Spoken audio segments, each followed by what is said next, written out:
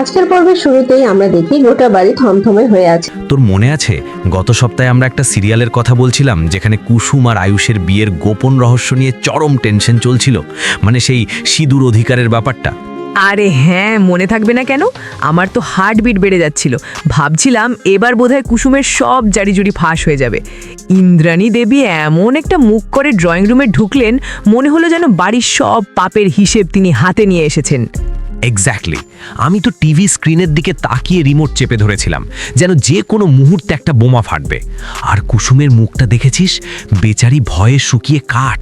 মনে হচ্ছিল এই বুঝি জ্ঞান হারাবে, যেন পৃথিবীর সব অভিশাপ তার ঘাড়ে এসে পড়েছে। আহা বেচারি। তবে সত্যি বলতে কি, আমাদের সিরিয়াল নির্মাতাদের এই জিনিসটা আমি খুব পছন্দ করি। একটা সামান্য বিষয়কে এমনভাবে জটিল করে তুলবে যে দর্শকের মনে হবে যেন রাষ্ট্রীয় কোনো গুরুত্বপূর্ণ গোপন তথ্য ফাঁস হচ্ছে। আর সেই ইন্দ্রাণী দেবীর মুখভঙ্গি, তোমরা আমার অগোচরে এত বড় কাজ করলে আমাকে একবার জানানোর প্রয়োজনও মনে করলে না। শুনে তো আমি ভেবেছিলাম নির্ঘাত কুসুম দেশের কোনো পারমাণবিক চুক্তি সই করে ফেলেছে। ঠিক বলেছিস, কিন্তু আসল মোচড়টা ছিল একেবারে অন্যরকম। যখন তিনি তার পিঠের পেছন থেকে দুটো চকচকে অ্যাওয়ার্ড বের করলেন, আমার তো চোখ কপালে। এই রেগে যাওয়া, এই চরম টেনশন, সবটা আসলে একটা সারপ্রাইজ। এটা যেন আমাদের জীবনেরই প্রতিচ্ছবি। আমরা কত ছোট ছোট বিষয়ে অহেতুক টেনশন করি, কত কিছু নিয়ে দুশ্চিন্তায় ভুগি, অথচ শেষে দেখা যায় ব্যাপারটা কিছুই ছিল না, বরং একটা মজার সারপ্রাইজ। বন্ধুরা, এই যে আমরা গল্প করছি, যদি আপনাদেরও এমন নাটকীয় অভিজ্ঞতার সম্মুখীন হতে হয় বা এমন সাসপেন্স উপভোগ করেন, তাহলে এই ভিডিওতে একটা লাইক দিতে ভুলবেন না। একেবারে ঠিক। আর অ্যাওয়ার্ডগুলো দেখেছিস?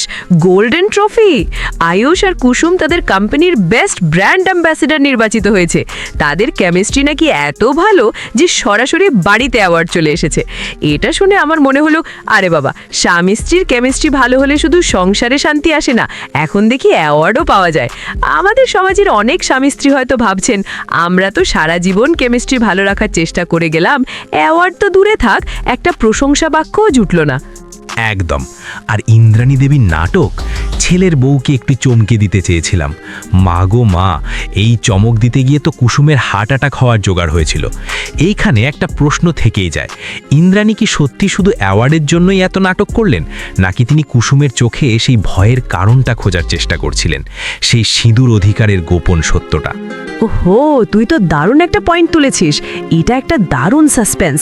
আমাদের সিরিয়ালগুলো এভাবেই আমাদের ভাবিয়ে তোলে। আর এই ব্র্যান্ড অ্যাম্বাসেডর হওয়ার সুবাদে কি আয়ুষ আর কুসুম এবার অফিসিয়ালি আরও কাছাকাছি আসবে, নাকি মীনাক্ষী তার নতুন কোনো চাল চালবে এই অ্যাওয়ার্ড কেড়ে নেওয়ার জন্য?